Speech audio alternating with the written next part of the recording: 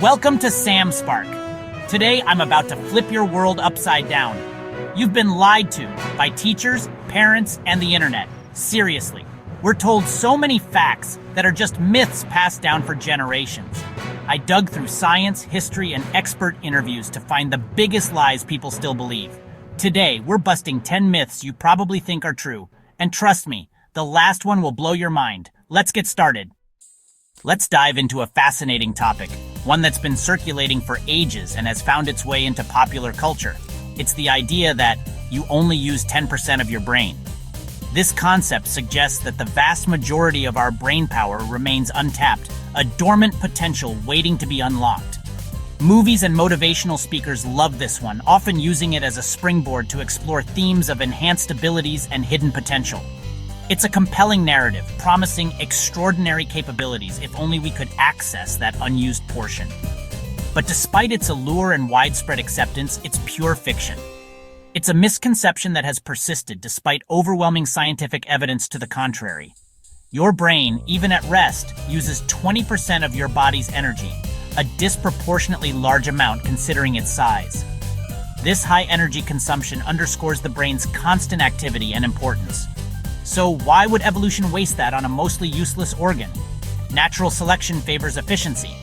A large, energy-hungry organ serving only a fraction of its potential would be a significant disadvantage. The truth, the reality revealed by neuroscience, we use virtually all of our brain, constantly engaging different regions for various functions. Advanced imaging techniques have demonstrated that no area of the brain remains perpetually inactive, just not all at once. The brain operates like a finely tuned orchestra with different sections activating in sequence or in concert, depending on the task at hand. Different areas handle different tasks, each specialized for specific functions. This specialization allows for efficient processing and a wide range of cognitive abilities, like seeing, which heavily relies on the visual cortex located in the occipital lobe, moving, a function primarily controlled by the motor cortex in the frontal lobe, and thinking, a complex process involving multiple brain regions, especially the prefrontal cortex. Over a day, you use every part of your brain, engaging different networks as you navigate your daily routines and challenges. Even when you sleep, your brain remains remarkably active, consolidating memories, processing emotions, and regulating vital bodily functions. Scans like fMRI show your brain lighting up with activity all the time, revealing the dynamic and interconnected nature of neural processing. So next time you hear the 10% myth, perhaps from a well-meaning friend or in a sensationalized movie, you'll know it's 100% false. It's a persistent fallacy that deserves to be debunked at every opportunity. You're already using your full potential. Embrace the incredible complexity and capacity of your brain, and continue to learn, grow, and explore the world around you. Parents, brace yourselves. Sugar doesn't make kids hyper. Studies have given kids sugary drinks and sugar-free drinks. No difference in behavior. The sugar rush is just a myth. Kids get wild at parties because they're excited, not because of sugar. Parents expect hyperactivity so they notice it more. Classic confirmation bias. It's the party, not the cake, that's making them bounce off the walls. Blame the fun, not the frosting. Crack your knuckles all you want. Arthritis isn't coming for you. Decades of research show no link between knuckle cracking and arthritis.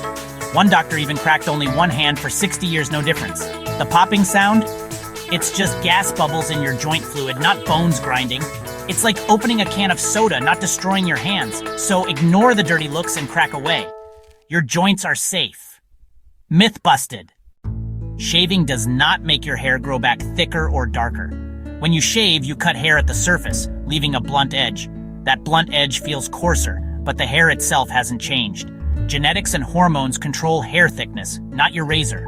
As shaved hair grows out, it softens and lightens again. It's all an illusion. No gorilla transformation here. Shave without fear. Your hair is just fine. The 8 spiders a year story? Total fiction. It was invented in the 90s to show how easily people believe wild facts. Spiders avoid humans. They sense vibrations and see us as giant threats. Your mouth is a windy, dangerous cave to them. The odds of a spider crawling in are basically zero. This myth spread just because it's creepy, not because it's true. Sleep easy. No spiders are sneaking in. You're safe from midnight snacks. Rest well. Blind as a bat is a common saying, isn't it? It conjures up images of creatures fumbling around in the dark, unable to see where they're going. But I'm here to tell you that this expression is totally wrong. Bats can see. In fact, they're not blind at all. All bats have eyes, and these eyes are perfectly functional. They're not just there for show. And some bats can see even better than humans at night. Their vision is specially adapted to low-light conditions, making them excellent nocturnal hunters. Fruit bats, for example, have excellent vision. They rely on their eyesight to find ripe fruit in the darkness. While fruit bats depend on their sight, microbats use echolocation. They emit high-pitched sounds and listen for the echoes to locate and hunt insects in the dark. It's an incredible adaptation. Echolocation is a superpower, allowing them to see their surroundings with sound. But it's not a replacement for sight. Bats often use both their eyes and echolocation to navigate and find food. People assumed bats were blind, likely because they are nocturnal creatures and masters of echolocation. The focus was on their amazing sonar skills, leading to the misconception. In reality, bats use both vision, especially in lower light conditions, and echolocation to create a complete picture of their environment. They're not blind. They have a sophisticated sensory toolkit. They're just next-level navigators, combining sight and sound in ways we can only imagine. So bats are way cooler and more complex than you thought. They're not just creatures of the night, they're masters of adaptation. Myth demolished. Another common misconception bites the dust. Lightning never strikes the same place twice. Completely false. Lightning loves tall, pointy, conductive things like skyscrapers. The Empire State Building gets hit about 25 times a year. Other tall structures get hit repeatedly too. Lightning actually prefers the same spot over and over. So don't stand where lightning just struck. It's not safer. The real saying should be, lightning loves a good target. Stay safe and don't trust this myth. Good news. Touching a baby bird won't make its mom abandon it. Most birds have a poor sense of smell and can't detect your scent. Mother birds are focused on protecting and feeding their chicks. If you find a fledgling, leave it. Parents are likely nearby. If it's a nestling and you see the nest, gently put it back. You're helping, not hurting. The human scent myth is just that, a myth. Be a helper, not a bystander. Vikings with horned helmets? Pure Hollywood. No archaeological evidence shows Vikings ever wore horned helmets in battle. Real Viking helmets were simple and practical, no horns. The horned look came from 1800s opera costumes, not history. Artists loved the dramatic look, and the myth stuck. Horns in battle would be a disaster. Easy to grab, hard to fight in. Real Vikings were fierce, but their helmets were sensible. Sorry, Halloween costumes. Have you ever heard the tale of the killer penny?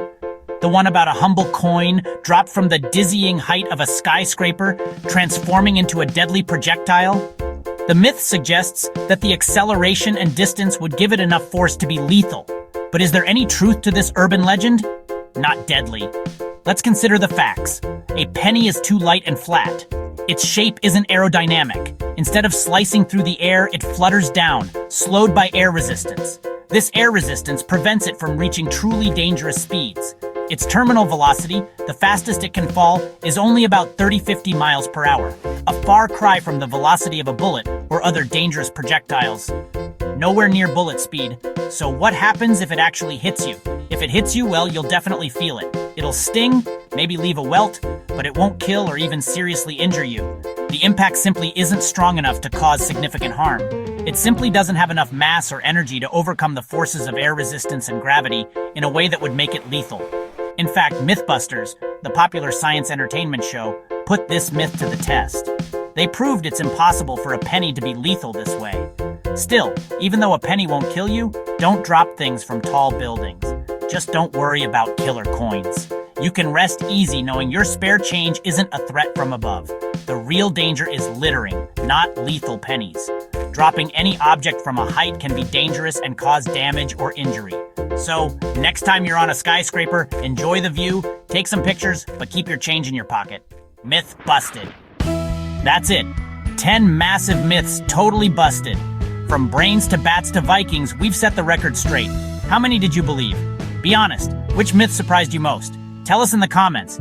If your mind's blown, hit like, subscribe, and ring the bell for more weekly myth busting.